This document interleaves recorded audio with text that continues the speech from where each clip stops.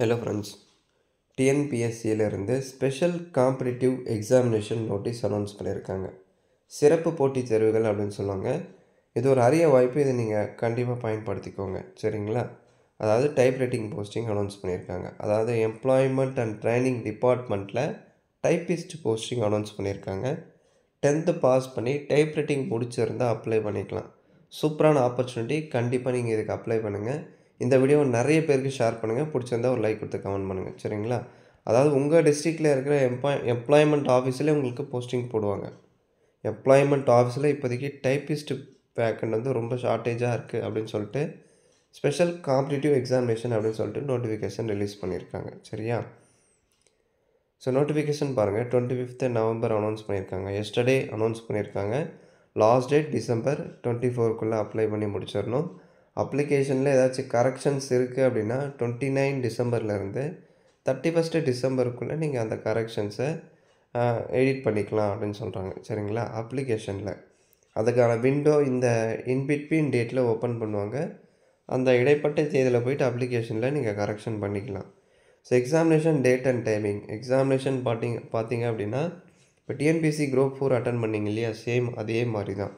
Tamil eligibility, அடுத்து அந்த GK maths அதெல்லாமே இருக்கும். மற்றவங்களுக்கு 300 மேக்ஸிமம் 300 மார்க் எக்ஸாம் இருக்கும். 3 மணி நேரம் எக்ஸாம். கம்ப்யூட்டர் பேஸ்டு எக்ஸாம் தான். சிபிடி மோடு தான் உங்களுக்கு. சரிங்களா? கம்ப்யூட்டர் பேஸ்டு எக்ஸாம் தான் கண்டக்ட் பண்ணுறாங்க. மார்னிங் 9:30லேருந்து 12:30 வரையும். February 8th 2025, அதாவது அடுத்த வருஷம் February 8ஆம் தேதி உங்களுக்கு எக்ஸாம் இருக்கும். அந்த அப்டேட் வரும்போது எல்லாமே நம்ம சேனலில் இன்ஃபார்ம் பண்ணுறேன். ஸோ டெலகிராம் சேனலில் மறக்காமல் ஜாயின் பண்ணிக்கோங்க. எக்ஸாமு ரிசல்ட் அப்டேட்டு அது எல்லாமே உங்களுக்கு நான் டெலகிராம் சேனலில் தான் இன்ஃபார்ம் பண்ணுவேன். ரிசல்ட்டு எக்ஸாம் அப்டேட்ஸ் எல்லாமே உங்களுக்கு டெலகிராம் சேனலில் தான் வரும். சேனல் லிங்க் டிஸ்கிரிப்ஷனில் இருக்குது. ஜாயின் பண்ணாதவங்க இப்போவே ஜாயின் பண்ணிக்கோங்க. Typist type writing posting announce பண்ணியிருக்காங்க. இது அதுக்கான போஸ்ட் கோடு. டிபார்ட்மெண்ட் எங்கே அப்படின்னா எம்ப்ளாய்மெண்ட் அண்ட் ட்ரைனிங். எம்ப்ளாய்மெண்ட் ஆஃபீஸில் ஒரு சில டிஸ்ட்ரிக்டில் இருக்க எம்ப்ளாய்மெண்ட் ஆஃபீஸில் ஷார்ட்டேஜ் இருக்குது டைப்பிஸ்ட் வேக்கண்ட்டுக்கு. சரிங்களா? அதுக்கு தான் வந்து அனௌன்ஸ் பண்ணியிருக்காங்க. இப்போதைக்கு ஒரு 50 வேக்கன்சி, ரொம்ப குறைவான வேக்கன்சி தான். பட் இந்த வேக்கண்ட்டை அவங்க இன்க்ரீஸ் பண்ண போகிறாங்க. அதுக்கான நியூஸும் கூடிய விரைவில் அவங்க பப்ளிஷ் பண்ணுவாங்க. சரிங்களா? சேல்ரி 8th சிபிஎஸ் படி உங்களுக்கு சேல்ரி இருக்கும். மினிமம் 18 வயசு வந்து பூர்த்தி அடைஞ்சிருக்கணும் அப்படின்னு சொல்கிறாங்க. கம்ப்ளீட் ஆகிருக்கணும். 18லேருந்து 32க்குள்ளே இருந்து அப்ளை பண்ணிக்கலாம். அதற்கு இதுவே நீங்கள் பிசி முஸ்லீமு, எம்பிசி, டிசி கேட்டகிரியாக இருக்கீங்க அப்படின்னா 34 வரையும் அப்ளை பண்ணலாம். எஸ்சி, எஸ்சிஏ, எஸ்டியாக இருக்கீங்க அப்படின்னா 37 வரையும் நீங்கள் அப்ளை பண்ணிக்கலாம். அதே மாதிரி டிசேபிலிட்டி, எக்ஸர்விஸ்மேன், டெஸ்டிட் வீடியோக்கும் இந்த ஏஜ் கன்செஷன் கொடுத்துருக்காங்க. ஸோ டீட்டெயிலாக செக் பண்ணிக்கோங்க. அடுத்து என்ன ப்ரோ படிச்சிருக்கணும் அப்படின்னா டைப்பிஸ்ட் அப்படின்னாலே கண்டிப்பாக டைப் ரைட்டிங் தெரிஞ்சிருக்கணும். டைப்பிங் கோர்ஸ் வந்து நீங்கள் கம்ப்ளீட் பண்ணியிருக்கணும். சரிங்களா? ஸோ மினிமம் 10th பாஸ் பண்ணியிருக்கணும். அது போக இங்கிலீஷ் இல்லை தமிழ் சப்ஜெக்டில் ஏதாவது ஒரு சப்ஜெக்டில் நீங்கள் ஐயர் வந்து முடிச்சிருக்கணும். ஐயர் பண்ணியிருக்கணும். சரிங்களா? ஒன்று தமிழில் ஐயர் இருந்து இங்கிலீஷில் லோயர் இருக்கணும். இல்லை அப்படின்னா இங்கிலீஷில் லோயர் இருந்து தமிழில் ஐயர் இருக்கணும். ஸோ ஏதாவது ஒரு சப்ஜெக்டில் ஐயர் இருந்தால் தான் நீங்கள் அப்ளை பண்ண முடியும். இல்லை ப்ரோ நான் ரெண்டுத்துலேயும் லோயர் தான் கம்ப்ளீட் பண்ணியிருக்கேன், இன்னும் நான் ஐயர் கம்ப்ளீட் பண்ணல அப்படின்னா கண்டிப்பாக இதுக்கு நீங்கள் அப்ளை பண்ண முடியாது. சரிங்களா? ஒன்று தமிழ் அண்ட் இங்கிலீஷ் ரெண்டுத்துலேயும் வந்து ஐயர் இருக்கணும். இல்லை அப்படின்னா ஏதாவது ஒரு சப்ஜெக்டில் ஐயர் இருந்தால் மட்டும்தான் அப்ளை பண்ண முடியும். சர்டிஃபிகேட் கம்பல்சரி இருக்கணும் ஃப்ரெண்ட்ஸ். சர்டிஃபிகேட் இல்லை அப்படின்னா கண்டிப்பாக நீங்கள் எலிஜிபிள் இல்லை. ஓகேங்களா? செலெக்ஷன் ப்ராசஸ் எப்படி இருக்கும் அப்படின்னா கம்ப்யூட்டர் பேஸ்டு எக்ஸாமினேஷன் மோட் வந்து சிபிடி அப்ஜெக்டிவ் டைப் தான். சரிங்களா? மினிமம் 90 மார்க் எல்லா கம்யூனிட்டியும், எஸ்சி, எஸ்டி, பிசி முஸ்லீம், எம்பிசி எந்த கம்யூனிட்டியாக இருந்தாலும் மினிமம் 90 மார்க். 300க்கு 90 மார்க் எடுத்தால் நீங்கள் பாஸ் ஆகலாம். மினிமம் மார்க் அதுக்கு மேலே நீங்கள் அதிகமாக எடுத்தால் தான் அந்த கட் ஆஃபை கிளியர் பண்ணால் தான் போஸ்டிங் கிடக்கும் ஃப்ரெண்ட். போஸ்டிங் உங்களுக்கு தருவாங்க. சரிங்களா? அது எவ்வளோ இந்த முறை அதே தான் இருக்கும். அந்த பிசிக்கு ஒரு கட் ஆஃபு, பிசி முஸ்லீமுக்கு ஒரு கட் ஆஃப், எம்பிசிக்கு ஒரு கட் ஆஃப் ஃபிக்ஸ் பண்ணுறாங்க இல்லையா? ஸோ அந்த கட் ஆஃபை கிளியர் பண்ணால் தான் போஸ்டிங் இருக்கும். ஸோ மேக்ஸிமம் நீங்கள் பிசி முஸ்லீமாக இருக்கீங்க. ஃபார் எக்ஸாம்பிள் நீங்கள் பிசி கேட்டகரியில் வரீங்க அப்படின்னா 300க்கு நீங்கள் மினிமம் எவ்வளோ மார்க் நீங்கள் எடுக்கிற மாதிரி இருக்கும் அப்படின்னா 285 இல்லை 290 இன் பிட்வீனில் நீங்கள் மார்க் வந்து ஸ்கோர் பண்ணுற மாதிரி இருக்கும். சரிங்களா? அதை அப்ளை பண்ணுறவங்கள பொறுத்து கட் ஆஃப் மாறும்.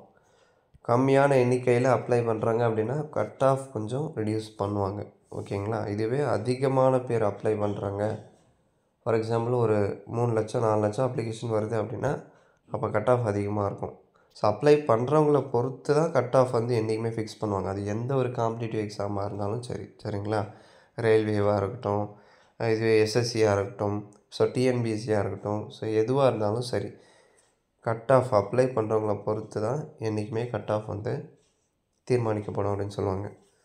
ஸோ இப்போ இதில் பாருங்கள், part A part B same அதே தான். குரூப் 4 எக்ஸாமுக்கு நீங்கள் ஆல்ரெடி படிச்சிருப்பீங்க இல்லையா? அது ஒன்ஸ் ரிவிஷன் பண்ணாலே போதும், இந்த எக்ஸாமை ஈஸியாக நீங்கள் கிளியர் பண்ணிடலாம். இது ஏன் ப்ரோ இதுக்கு மட்டும் டைப்பிஸ்ட் அப்படின்னு சொல்லிட்டு தனியாக ஸ்பெஷல் காம்படிட்டிவ் எக்ஸாம் அப்படின்னு சொல்லிட்டு நோட்டிஃபிகேஷன் ரிலீஸ் பண்ணுறாங்க அப்படின்னா, வேக்கண்ட் ரொம்ப ஷார்ட்டேஜாக இருக்குது டைப்பிஸ்ட்டுக்கு. அதனால் எமர்ஜென்சி பேசிஸில் ஸ்பெஷல் காம்படிட்டிவ் எக்ஸாமினேஷன் அப்படின்னு சொல்லிட்டு இந்த நோட்டிஃபிகேஷன் வந்து அனௌன்ஸ் பண்ணியிருக்காங்க. பட் இந்த மாதிரி நோட்டிஃபிகேஷன் வர்றது எல்லாமே ரொம்ப ரொம்ப ரேர் தான். இந்த ஆப்பர்ச்சுனிட்டியை யூஸ் பண்ணிக்கோங்க. நிறைய பேர் இப்போ யங்ஸ்டர்ஸ் வந்து டைப் ரைட்டிங் போயிட்டுருக்கீங்க. இது ஒரு நல்ல விஷயந்தான். நிறைய பேர் இப்போ முடித்து சர்டிஃபிகேட்டும் வச்சுட்ருப்பாங்க.